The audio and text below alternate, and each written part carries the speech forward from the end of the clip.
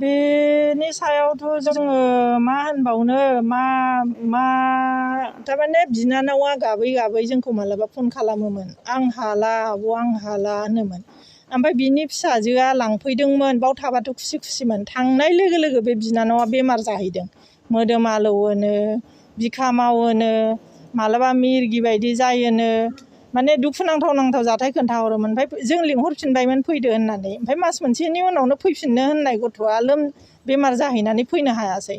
ओमफ्राय बियो गाबहरो नालाय, ओमफ्राय दाना बेखौ मेन्टेल प्रब्लेम जाबाय होननानै हस्पिटालाव लांदोंनो फिसाया, गंगाराम हस्पिटालाव। ओमफ्राय दा लास्ट ट्रिटमेन्टआ डाक्टाराबो आलदा आलदा केस सोङो जाहैदों। बिसिखौ आलदा फज'यो, फिसायखौ आलदा फज'यो। ओमफ्राय रिंकि होननाय गोसथोनाय दं, ओमफ्राय बिजनीनि बे गथ'आ। ओमफ्राय बिसोरो ज' थायो, बर'जों बर' ज' मिलायनानै थायो। नाथाय बेजों दिल्लीयावनो थायो बेबो। ओमफ्राय बियो सब समाय रिंकिखौ रायखांनानै गाबोनो हौवाया। आंनो रिंकिखौ नांगौ, रिंकिखौ नांगौ होनोनो। ओमफ्राय ओजों बिसिया बेमार, ओजों फिसाया बिदि खालामबाय थायोनो। ओमफ्राय मालाबा जौ लोङोनो, रिंकियासो मोजां, नोंलाय रांख्रेब ख्रेब बिदि गाज्रि खोथाबो होनोनो। ओमफ्राय बिनानावा दुखु मोननानै खोन्थाहरनोसै, आब' आं बेखौ रिंकिखौ लायनानै होफैथारसिगौ, हाथासुनिबो खुरना गालांनो नागिरबाय आं। लायाबो बेयो, फिसाय दंदि बेहाबो होनलायलाङो। फिसाय दङ मोरै लायनो होनोनो। होमबा नों आं देनां आसामाव थांफिनबा लानोसै, उनाव जागोन होनोनो। नों आसामाव थाहैफिनदो होनोनो, थिनहरोबोनो। आं फैसा हरबाय थागोन, नों आसामाव थाहै होनोनो। खिन्थु बिनानावा फैनो लुगैयो, फैयो। ओमफ्राय फैसा हर होनबानो आं थांगोन होनो आरो बिनानावा। ओमफ्राय फैसाखौबो नांलायसो बिहरनाङो। न' भारा थाफैदोंमोन, न' भारा थानायावबो मालायनि एकाउन्टाव फैसा सोयै सोयै हरो, मालायफ्रा बख'नानै होनो बायो। ओंखायनो बे एकाउन्ट खुलिनो थांदोंमोन आरो। ओमफ्राय दाना फैसा हरगोन होनो, फैसाखौबो हरा नालाय बिनानावा गिबाय। ओमफ्राय हिनजाव मानसिनि गोसो नालाय, बियो फिसायखौ सानसे नङा साननै मोजाङाव लाबोनो हाथारगोन, मोजां खालामगोन बिदि साननानै थादोंमोन आरो। आं मोजां बेजोंनो थाफानोसै आब', आं थांला नामाबो होनो। दिल्लीनि सानै मानसि फैदोंमोननो। बिसोरो फैनानै रिंकिनाव लांदों। रिंकिनाव लांनानै दिनैनिफ्राय थांलाय फैलाय दा खालामसै, बिदि रिंकियाबो दा फै, थरफनाबो दा थां होनलायनाय जादोंमोननो। ओमफ्राय बेखौ मानिनानै थाबायमोन आरो बिनानावा। ओमफ्राय आंना बेवाइया थांखुमाबाय थायोनो। ओमफ्राय बिनानावा ओरै लोमजाहैबाय नालाय, डिउटिनि गनाय टाइमखौबो मिन्थियो नालाय, थाब फैयाबा फन हरबा थगायोनो आरो। ओमफ्राय होमबाबो बिनानावा जेबो मोनलामोन। गावनि देहायानो गाज्रि जाखाबाय नालाय, दे नों जेखि खालामा आं जेबो मोनखाला, आंखौल' दा थगाय, लानोबाला आं हाथाखौनो खुरनानै होलांगोनबो होनलायलायोनो। ओमफ्राय दाना बियो लाया, फिसाय दंना बेहा होननानै थायो नालाय, बिदिनो थांबाय नालाय दिनफोरा। लासै लासैनो आंनि बिनानावा बेमारा बारा जालांबाय खोमा, दाना बिदिनो गाज्रि पिकचार नायोनो, रिंकिजों गावजों गोबालायनाय मानाय। ओमफ्राय बेफोरखौ नुनानै आंनि बिनानावा खर' गाज्रि जासिनसै।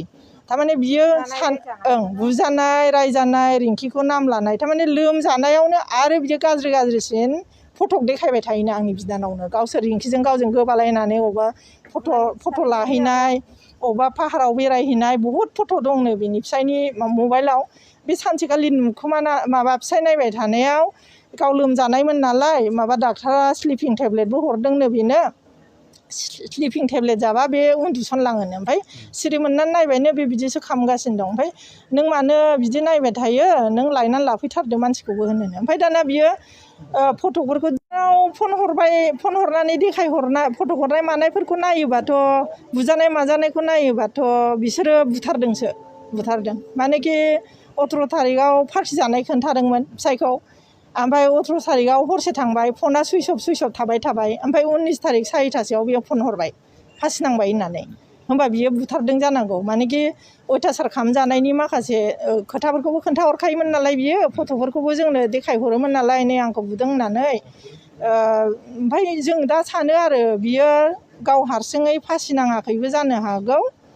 बधय फिसाया मोरैबा जानानै, गोसथोनाय दंमोन नालाय, मोरैबा जानानै बियो बेमारिखा, मानसि बेमार जाहैबायमोन नालाय, बोलोबो गैखालामोन बिनानावा। बधय गोदोनाफोर सेरथेबायनानै फासि फोनांदों खोमा, जों सानो आरो। जों सानदोंसो, जाहाथे बिनानावा दा सोरगोबासो बहा मोनबावनो, बुथारजानाय बा जियानो जा, मोनोना मोना जों मिथिया। जायखिया बिनानावनि मोजांनि थाखाय जों केस होफैदों आरो। आत्माया एसे सान्ति मोनथों होननानै। बे जाथायनि सायाव नोंथांमोना मा लुबैदों? न्याय नांगौ। बिदिनो माथोंसै साजा मोनफिनथोंसै फिसाया मा खायदायै साजा मोनो जों केस होफैदों आरो दा पुलिस थानायाव फैदों आरो जिहेतु खस्थ' मोननानै मेन्टेलि टर्चार फिजिकेलि टर्चार मोननानै जोंना बिब'आ दिनै जिउ गोमालांबाय हय बुथारगोन ना हारसिं सुइसाइड जाखो जों बेखौ मिथिला गोजाननि खोथा जोंनो न्याय नांगौ बिसारखौ नांगौ जुदि गुमैया फ्रायनो दायनिगिरिबा बिनि साजाखौ जोंनो नांगौ थारमाने दिनै नोंथांमोना बे होदों जोङो दिनै क'क्राझारावहाय एफआइआर होबाय जोङो बे फेक्टजों थांबाय हजों दिल्लीयाव दिल्लीनिया मा बिसार खालामो जों नायनोसै दा जोंना दिल्लीनि बड' एस'सियेसनाबो एंगारनासो होदोंबा जों मा होनबावनो होमबाथ' जोंना बर' जाथिया दासिमबो खौसे गैया बेखौ मानिना लानांसिगोन बयनिबो फिसा दिल्लीयाव हाबा जानानै थायो बयनाबो संसारा बिदि जायोबा बोरै जानो जोंनो रिंकिखौबो नांगौ रिंकिखौ साजा होनांगौ सासे हिनजावा सासे न'खरखौ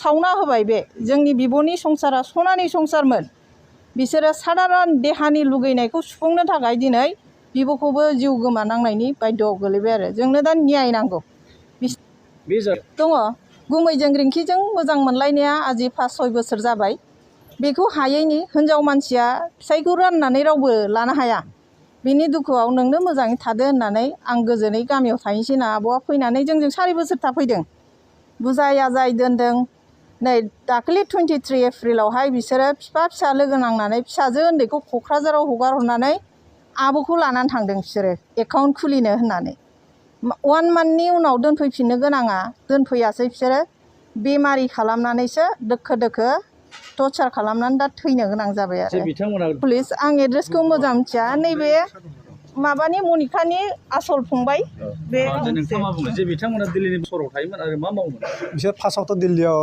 निउ दिल्ली फारगन्स पुलिस कल'नियाव थायोमोन बिनि उनाव दाखालि आंनि बिब'आ थांनाय लोगो लोगो न'आव ट्रेन्सफार जादों गावसिनि फ्लाइटआव थाहैदों बिसोर बिनि गेजेरावनो घटनाया जाहैदों आरोखि जानायनि घटनाया जाहैबाय जे दिन समाव 4 बोसोर आंनाव थादोंमोन बियो आंजोंनो दंमोन न'खरावनो जोंनि बाहाय बाहागि जयै दंमोन आरोखि ओमफ्राय थांनायनि सप्ता खनसेनि गेजेराव आं फन खालामदों बेनो दे आब' मोरै दं माबायदियै दं होननानै खोन्थाहरदों आंनो आब'आ दङ मोजाङै फंबाय माखासे गाज्रि मोजां खोथाखौलाय नोंजों मा रायज्लायनो आब'मोना मिथिगौ होननानै बुंहरदों आरोखि ओमफ्राय दे जाबाय होनब्लाय आब' मोजाङै था ओमफ्राय बिदि थांनानै आंहा हिनजाव दं सासे आंनि हिनजावनोबो फन हरो रायज्लायो मोजां गाज्रि ओमफ्राय बिनि उनाव घटनाया फैदों फन हरदों आंनो आब'आ दे सानफ्रामबो जों नांलायबाय थायो बोरै जागोन होननानै ओमफ्राय दाना बुंहरबाय आं दे आब' गुमैनो होलाय फना होननानै ओमफ्राय गुमैया आं रायज्लाया होनो ओमफ्राय आब'आ होनबाय नोङो लाउदाव होना हो फना आं बुंहरनि होननानै ओमफ्राय गेजेरावनो बुंना होबाय आङो जों आब'निबो जानानै बुंनो हाया गुमैनिबो जानानै बुंनो हाया बिनि गेजेराव मोनसे खोथा बुंनांदो गुमै